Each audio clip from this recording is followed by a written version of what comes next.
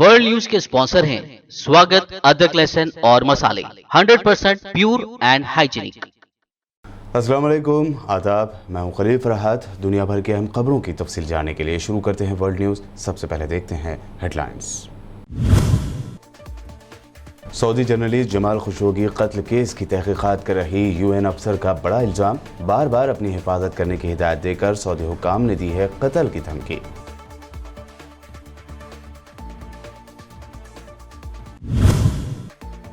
दुनिया की सबसे ताकतवर अफवाज की लिस्ट हुई जारी। पहले नंबर पर रहा चीन, जबकि अमेरिका दूसरे नंबर पर। भारत लिस्ट में चौथे, जबकि सऊदी अरब की फौज को मिला छठी सबसे ताकतवर फौज का खिताब।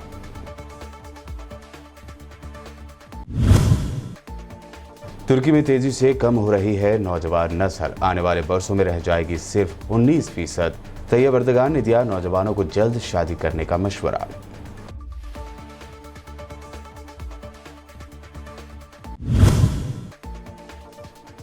मोदी सरकार ने तमाम रियासतों को जारी की एडवाइजरी। आने वाले त्योहारों होली, शब बरात और नवरात्रि व दीगर पर खुसूसी और सख्त एहतियात बरतने की दी हिदायत।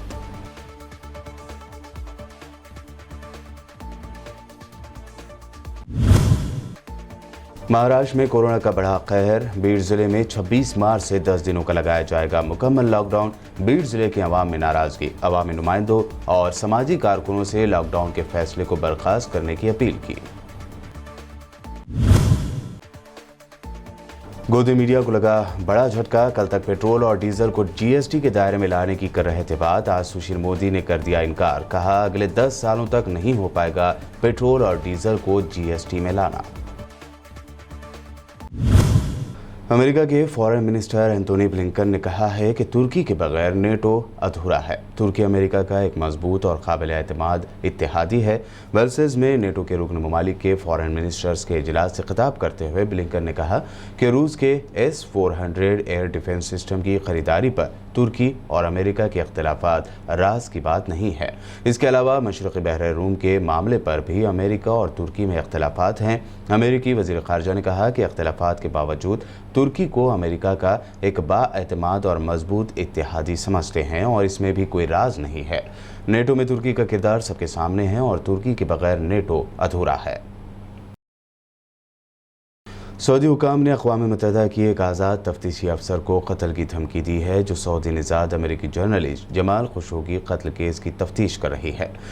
बरतानवी मीडिया से बात करते हुए अक़वाम मुत्तहिदा की तफ्तीशी अफसर एग्निस ने कहा कि सऊदी हुकाम ने कई बार उन्हें अपनी हिफाजत करने को कहा। एग्निस ने कहा कि जिनेवा में होने वाले कई इजलासों में सऊदी हुकाम ने अक़वाम मुत्तहिदा के सीनियर हुकाम से कहा कि एग्निस से कहें कि वो अपनी हिफाजत करें। उनका कहना था कि ये पैगाम उन्हें कत्ल करने की एक धमकी है, जिसे अक़वाम मुत्तहिदा के सीनियर हुकाम ने इंतहाई संजीदगी से लिया है। अक़वाम मुत्तहिदा ने जब ये मामला सऊदी हुकूमत के साथ उठाया तो उनका कहना था कि इन बातों को संजीदा न लिया जाए। इसराइल में 23 मार्च को पार्लिमानी इलेक्शन की शुरुआत हुई है। इसराइली अवाम ने गुज़िश्ता 2 सालों के दौरान चौथी बार वोटिंग की। ताज़ा तरीन जायज़ों के मुताबिक वज़ीर आज़म नेतन्याहू की लिक्विड पार्टी कनेसेट में एक बार फिर मजबूत ताकत बनकर उभर सकती है। ताहम यह वाज़ेह नहीं कि क्या नेतन्याहू वज़ीर आज़म के ओहदे के लिए एक बार फिर अक्सरियती वोट हासिल कर पाएंगे या नहीं। राइट विंग के क़दामत पसंद सरबराह हुकूमत के खिलाफ बनने वाला सियासी इत्तेहाद मामूली अक्सरियत के साथ आगे आ सकता है। अगर इलेक्शन के नताइज गैर वाज़ेह रहे तो हुकूमत नहीं बन पाएगी। इस सूरत में मौसम गर्मा में इसराइल में फिर नए इलेक्शन करवाना पड़ सकते हैं। मुत्तहिदा अरब अमारात यानी यूएई में 5 कारोबारी शोबों में काम करने वाले मुलाजमीन का कोविड-19 की वैक्सीन ना लगवाने की सूरत में हर 2 हफ्ते के बाद PCR टेस्ट होगा।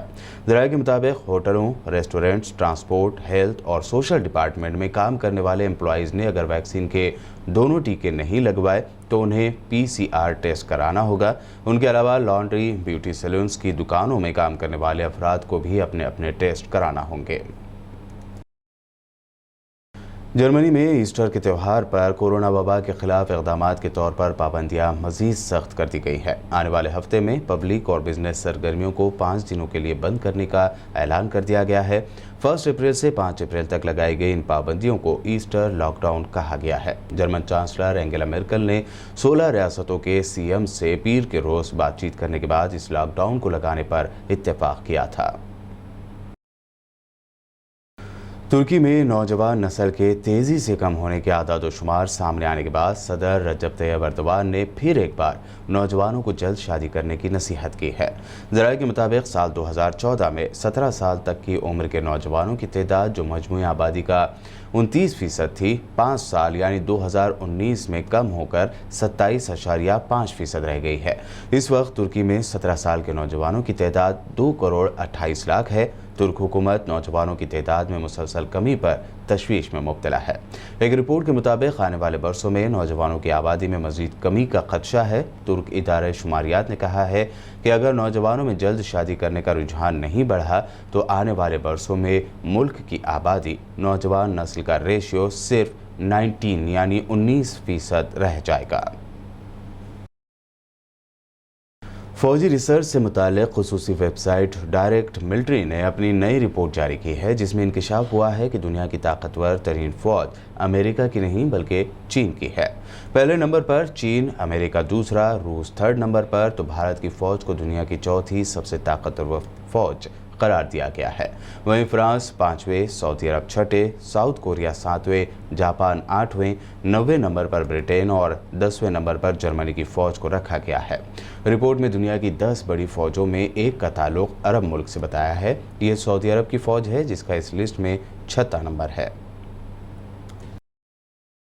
बांग्लादेश में पनाह लेने वाले रोहिंग्या मुसलमानों के कैंप में एक बड़ी आग भड़क उठने से कम अज़ कम 7 अफराद हलाक, 1500 से ज़ायद लापता, जबकि हज़ारों अफराद बेघर हुए। बांग्लादेशी अहदेदारों ने मंगल के रोज़ होने वाली आतिशज़नी की तफ्तीश का आगाज़ कर दिया है और इमदादी टीमें मलबे से मज़ीद लाशें तलाश कर रही है। ज़राए के मुताबिक रात देर गए कागज़ बाजार के इलाके में कायम रोहिंग्या पनाहगज़ीन कैंप में आग भड़क उठी थी, जिसने देखते ही देखते पूरे कैंप को अपनी लपेट में ले लिया। आग से लकड़ी और बांस से बनी हज़ारों झोंपड़ियां जलकर राख हो गईं और उनमें रहने वाले रोहिंग्या अपना थोड़ा बहुत सामान लेकर बचने के लिए वहां से निकल गए। वर्ल्ड न्यूज़ में वक्त हुआ है एक शॉर्ट ब्रेक का। ब्रेक के बाद जल्द लौटेंगे और देखेंगे अहम नेशनल न्यूज़।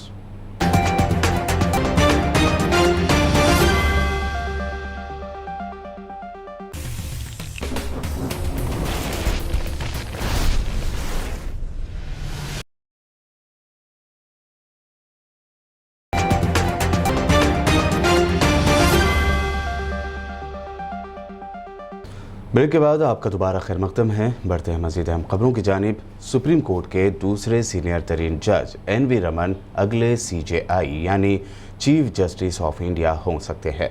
23 अप्रैल को रिटायर हो रहे चीफ जस्टिस शरद अरविंद बोबड़े ने जस्टिस रमन के नाम की सिफारिश की है। जस्टिस रमन ने साइंस और कानून में ग्रेजुएशन के बाद 10 फरवरी 1983 से कानून के पेशे से आगाज़ किया। अपने वकालत के करियर के दौरान उन्होंने न सिर्फ आंध्र प्रदेश हाई कोर्ट में बल्कि मरकज़ी इंतज़ामिया ट्रिब्यूनल यानी CAT और सुप्रीम कोर्ट में भी प्रैक्टिस की। मुल्क में बढ़ते कोरोना केसेस को देखते हुए सेंट्रल हेल्थ मिनिस्ट्री ने तशवीश जाहिर की है। साथ ही होम मिनिस्ट्री ने तमाम रियासतों को लेटर लिखकर कोरोना को बढ़ते केसेस पर कंट्रोल कायम करने के लिए सख्त इक़दाम करने की हिदायत दी है। मरकज़ी हुकूमत ने रियासत से आने वाले त्योहारों को लेकर एहतियात बरतने को भी कहा है। मोदी सरकार ने रियासती हुकूमतों से कहा है कि आने वाले त्योहारों में भीड़ भाड़ ना हो और कोविड प्रोटोकॉल पर अमल किया जाए। सेंट्रल होम मिनिस्ट्री की जानिब से रियासतों को भेजे गए लेटर में ख़ास तौर पर होली, शब बारात और नवरात्रि व दीगर का भी जिक्र किया गया है। इस मौके पर खुसूसी एहतियात बरतने की रियासती हुकूमतों को ख़ास हिदायत दी गई। महाराष्ट्र में कोरोना के बढ़ते असर को देखते हुए ज़िला बीड़ में 1 हफ्ते का मुकम्मल लॉकडाउन का ऐलान कर दिया गया है। 26 मार्च से 4 अप्रैल की मुद्दत के दरमियान बीड़ ज़िले में ये लॉकडाउन लागू रहेगा। बता दें कि महाराष्ट्र के 25 डिस्ट्रिक्ट्स में 100%, 17 ज़िलों में 200% और 3 ज़िलों में 500% कोविड मामले सिर्फ 17 दिनों में बढ़े हैं। रियासत के हेल्थ मिनिस्टर ने मरकज़ से वैक्सीन की मांग की है और लोगों से कोरोना गाइडलाइंस पर पूरी तरह से अमल करने की अपील की है। हालात को देखते हुए बीड़ में लॉकडाउन लगाने का फैसला किया गया है। पिछले 24 घंटों में मुल्क में कोरोना की वजह से 200 275 लोगों की मौत की बात सामने आई है, जिनमें से 132 महलूकीन का ताल्लुक सिर्फ महाराष्ट्र से बताया गया है। दूसरी तरफ बीड़ जिले में लॉकडाउन लगाने के फैसले की मुकामी आवाम ने शदीद मुखालिफत कर दी है। लोगों का मानना है कि लॉकडाउन के दौरान फिर एक मरतबा किराना, सब्जी, तरकारी के दाम आसमान छूने लगेंगे और गुजारा मुश्किल हो जाएगा। आवाम ने मुकामी MLAs, म्यूनसिपल अरकान और समाजी कारकुनों से नुमाइंदगी करते हुए लॉकडाउन के फैसले को बर्खास्त करने का मुतालबा किया है। कल तक गोदी मीडिया में लगातार ये कहा जा रहा था कि मोदी सरकार जल्द ही पेट्रोल और डीजल को GST के दायरे में लाते हुए आवाम को बड़ी राहत देने वाली है। ताहम इन खबरों के सामने आने के बाद और इन खबरों की पोल एक ही दिन बाद बीजेपी के MP सुशील कुमार मोदी ने खोल दी है। उन्होंने राज्यसभा में ऐलान कर दिया है कि अगले 8 से 10 साल तक पेट्रोल और डीजल को GST के दायरे में लाना मुमकिन ही नहीं है। राज्यसभा में सुशील मोदी ने कहा कि अभी पेट्रोल डीजल पर 100 रुपये में से 60 रुपये टैक्स होता है। इसमें 35 रुपये मरकज़ी हुकूमत का और 25 रुपये रियासती हुकूमतों का हिस्सा होता है। इतना ही नहीं, मरकज़ के 35 रुपये में से 42% रियासती सरकारों के पास जाता है। अगर GST के दायरे में उन्हें लाया गया तो रियासतों को हुए नुकसान की भरपाई कैसे होगी, ये सवाल खड़ा होगा। कि अगर 100 रुपया पेट्रोल या डीजल की कीमत है तो 60 रुपया उसमें टैक्स के रूप में लगता है। और ये 60 रुपया केवल केंद्र को नहीं मिलता सौती महोदय, इसे 35 रुपया केंद्र को और 25 रुपया स्टेट को मिलता है। और जो 35 रुपया भी जो केंद्र का है उसमें भी 42% जो है वो राज्यों को प्राप्त होता है सौती महोदय। सौती महोदय, बार बार एक बात आती है कि पेट्रोल डीजल को GST में डाल दिया जाए,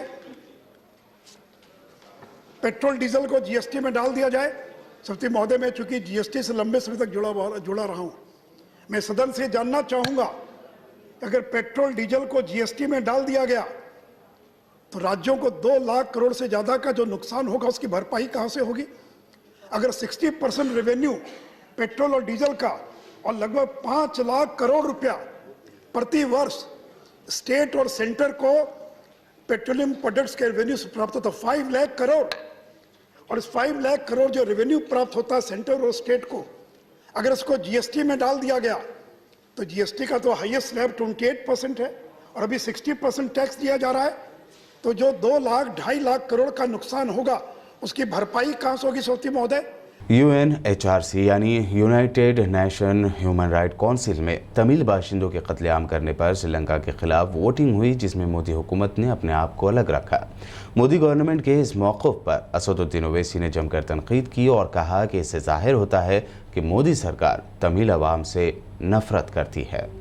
ADMK के बारे में मैं क्या कह सकता हूं? मैं पूछना चाहता हूं तमिलनाडु के चीफ मिनिस्टर से और बीजेपी से जो तमिलनाडु के हैं। आज United nation human rights commission में श्रीलंका की गवर्नमेंट के खिलाफ एक रेजोल्यूशन मूव किया गया था, जिसमें यह कहा गया था कि श्रीलंका की हुकूमत ने श्रीलंका के तमिलियंस पर जुल्म किया। आज अफसोस के साथ कहना पड़ता है कि नरेंद्र मोदी की सरकार उस रेजोल्यूशन से एब्स्टेन करती है। हम नरेंद्र मोदी से और ADMK से पूछना चाहते हैं, क्या ये आपकी तमिल अवाम से मोहब्बत है कि आप UNHRC के रेजोल्यूशन में आप एब्स्टेन कर देते हैं और श्रीलंका के हुकूमत की तायीद करते हैं? और क्यों नरेंद्र मोदी और बीजेपी आज के रेजोल्यूशन में अपने आप को एब्स्टेन किया, जबकि इंसानियत का तकाजा यह है कि नरेंद्र मोदी की हुकूमत उस रेजोल्यूशन की तायीद करती, क्योंकि तमिल अवाम का श्रीलंका में उनका कत्लेआम हुआ, उनकी नस्ल कशी हुई।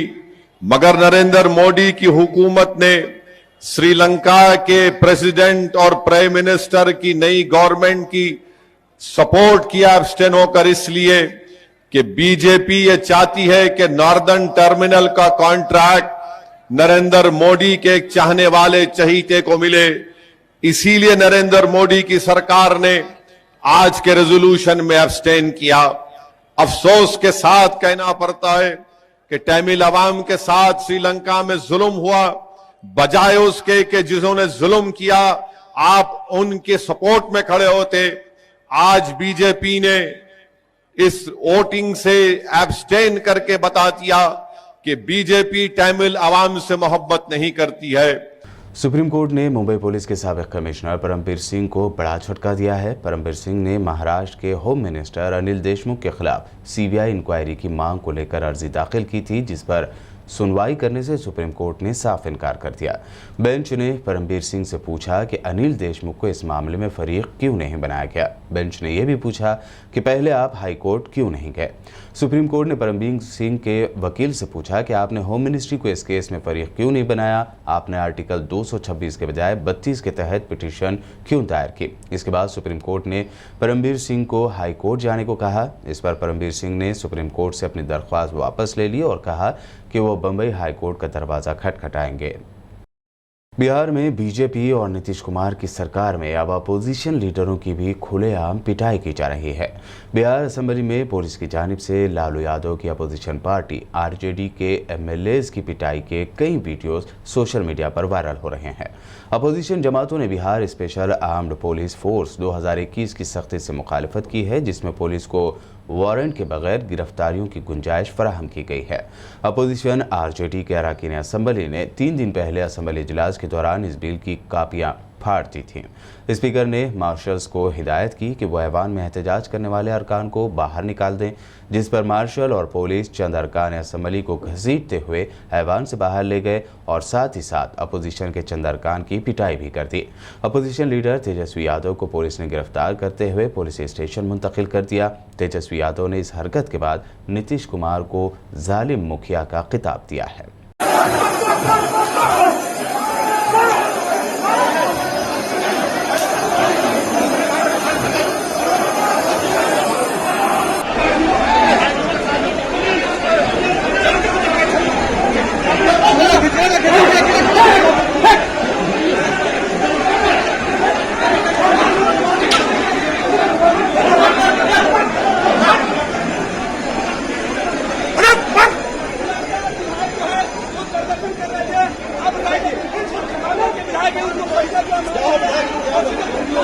क्या हुआ विधायक जी?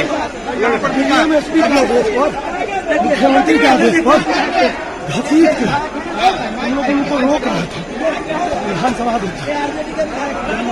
और अब आखिर में हेडलाइंस पर एक और नजर।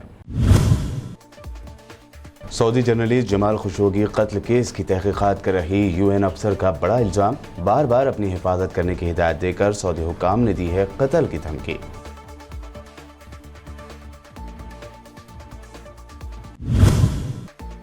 दुनिया की सबसे ताकतवर अफवाज की लिस्ट हुई जारी। पहले नंबर पर रहा चीन, जबकि अमेरिका दूसरे नंबर पर। भारत लिस्ट में चौथे, जबकि सऊदी अरब की फौज को मिला छठी सबसे ताकतवर फौज का खिताब।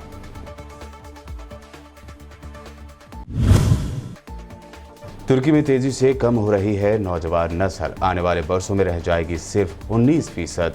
तैयब अर्दगान ने दिया नौजवानों को जल्द शादी करने का मशवरा।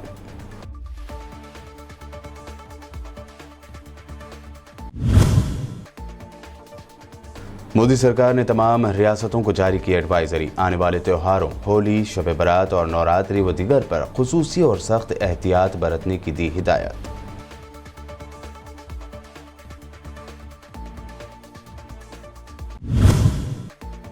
महाराष्ट्र में कोरोना का बड़ा कहर, बीड़ जिले में 26 मार्च से 10 दिनों का लगाया जाएगा मुकम्मल लॉकडाउन। बीड़ जिले के अवाम में नाराजगी, अवामी नुमाइंदों और समाजी कारकुनों से लॉकडाउन के फैसले को बर्खास्त करने की अपील की।